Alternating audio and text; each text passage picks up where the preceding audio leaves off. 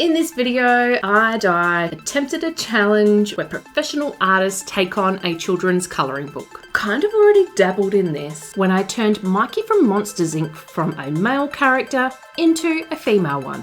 But the challenge more commonly seen here on YouTube is where the artist changes lovable good guys to corrupted evil ones, endearingly sweet pictures into horror scenes, or even turn classic villains into real-life heroes. But I had a slight twist of my own. I wanted to turn a typical good girl Disney princess into a stereotypical bad girl. First, I wanted to see if anyone else had done this, so I tried Googling it. Good Disney characters turned bad colouring book. Half a scroll down the page, and I quickly called off the search after seeing a few images. Let's just say I'll never be looking at Winnie the Pooh the same way ever again.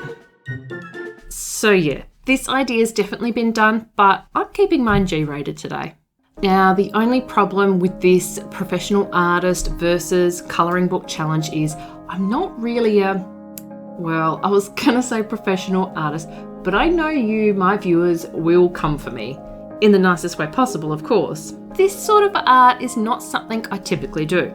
The idea of colouring in a human is slightly terrifying, so I needed some help. When this video all began, I was meeting up with the queen of colouring pencils herself, Sarah Renee Clark, to get some advice. We were meeting up at a Jackson's art supply store here in my home state, just to catch up and discuss art. Oh, how wrong was I? Sarah totally duped me. And if you want to know how and why, I will link her video down below, so please go check it out.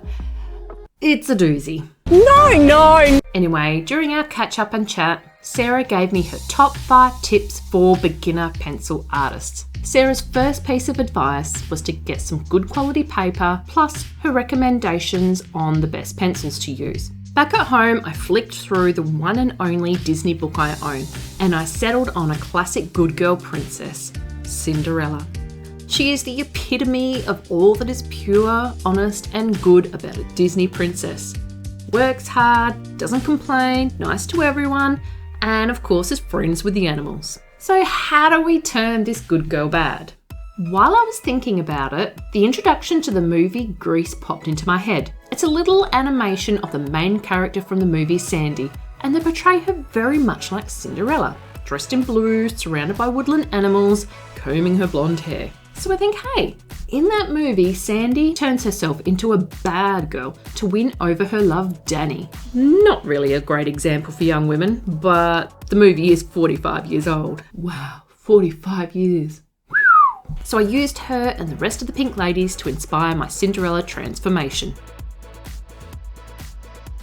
I used my old beat up Crayola light up tracing pad to transfer the drawing onto the paper Sarah recommended, and used a pose I found online to create the new silhouette for where the dress was covering her up. Now, I know some people may be like, well, that's not the proper challenge, you're not colouring straight into the book. But my skills are going to be struggling enough in this challenge.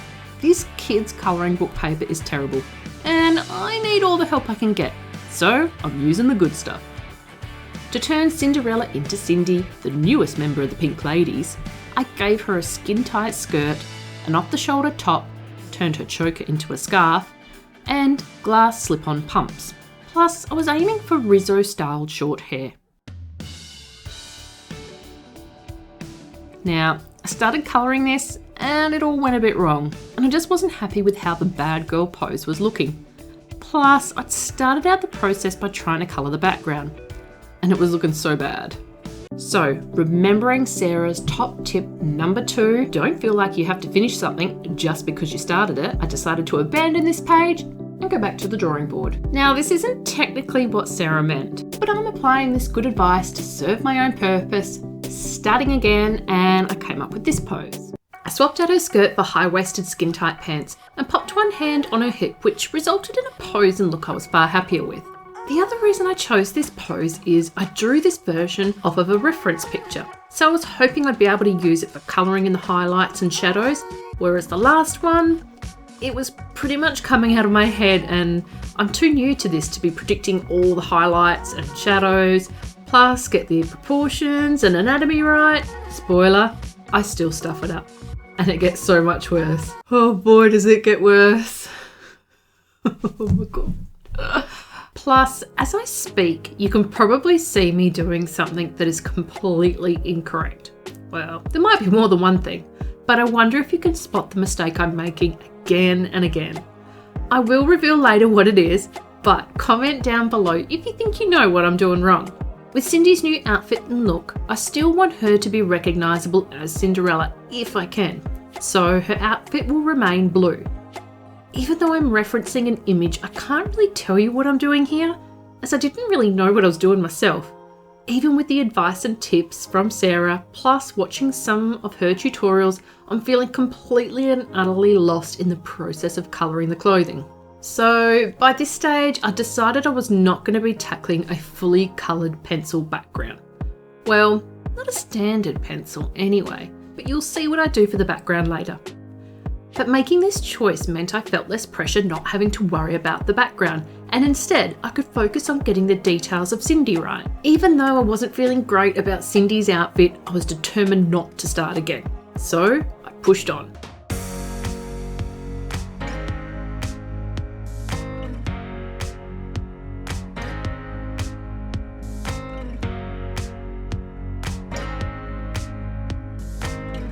With the outfit done, it was time to tackle the bare skin areas. I didn't want to start on something as important as the face, so I went with the feet. And this is where my spirits lifted, as those toes came out so good. I mean, look at them. Aren't they the best looking toes you've ever seen? Kind of ironic, as people's feet normally wig me out.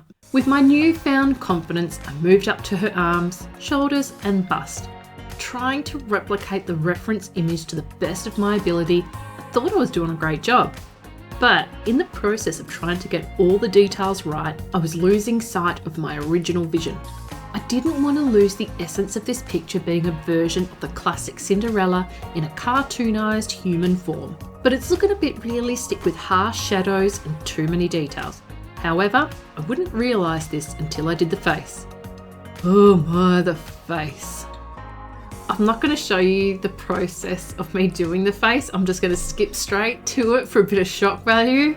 I almost can't, as it's just so embarrassing, but I promised myself I would keep all the failures in this video. It looks like Cinderella went out and had a really hard night partying, came home, passed out on the floor and woke up the next day dehydrated with last night's makeup smeared everywhere. Promise I've never done that. So after a cry for help to Sarah,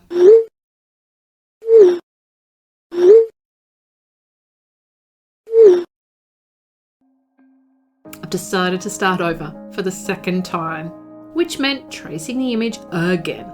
To try and lift my spirits and make it a bit easier, I raced out and purchased myself a brand new light up tracing pad. And it's so much better. I can't believe how long I put up with the kiddie one. This works brilliantly. With the line work done once again, I boldly decide to do the face first. This time I keep my vision in mind by bringing up images of the original Cinderella and make the whole overall drawing look softer, the shadows not quite so harsh, and less details. I've also decided to go with a closed mouth. That way I'm not trying to colour in some dodgy teeth. When I purchased the light up tracing pad, I also picked up a few more polychromo pencils in fair skin colours, as I really like using them for the smaller details as opposed to the Prismas. I'm also trying to remember all the tips Sarah gave me, including tip 3, keep your pencils sharp. On top of the tips she gave me that day, I've watched a few of Sarah's tutorials and how-tos and found them really helpful. So I'll link my favourites down below if you're wanting to get some good advice, especially if you're starting out like me. As I was colouring the face, when I was feeling like, oh, this isn't looking too good, I would look back at that original trash face, laugh, and instantly feel that this drawing was looking just fine. I think I might keep that terrible looking face and look at it when I feel like a project is going badly to remind myself it can get better.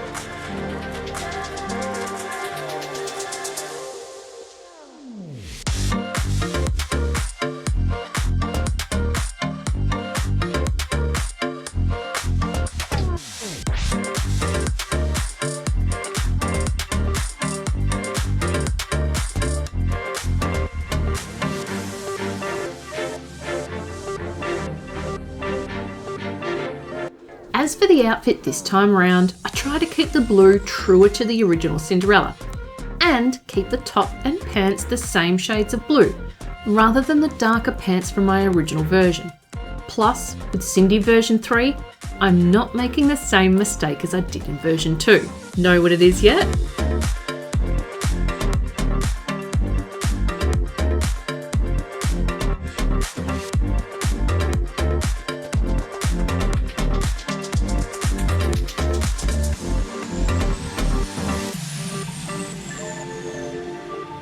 Confession time.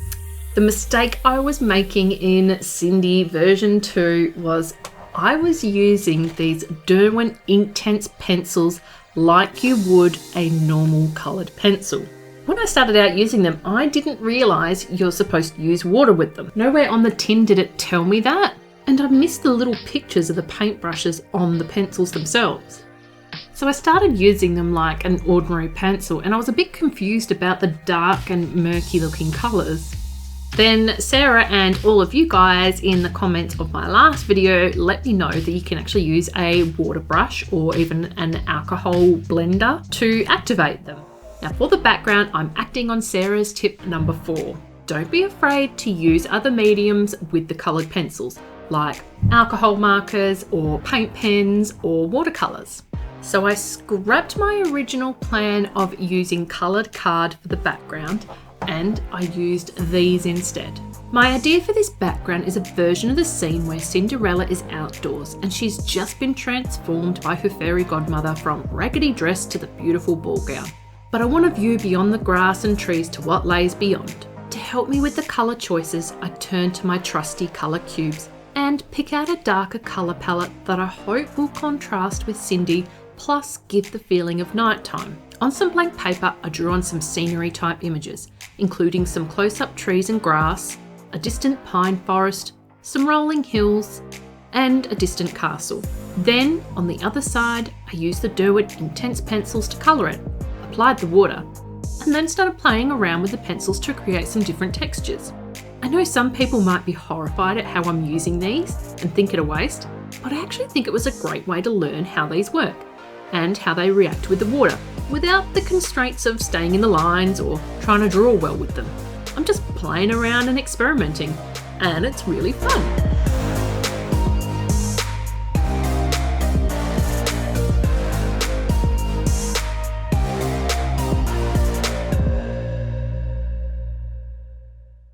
After that was all done, I then cut out the silhouettes very carefully, using scissors for the basic lines, then going in with an X-Acto knife for the more detailed areas.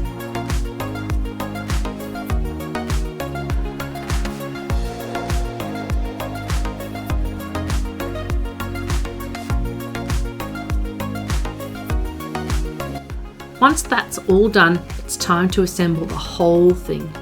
I used Mod Podge to paint the backs of the pieces and then layer the pieces together. Each time I stick 2 pieces together, I cover and weigh them down to try and get them to dry flat.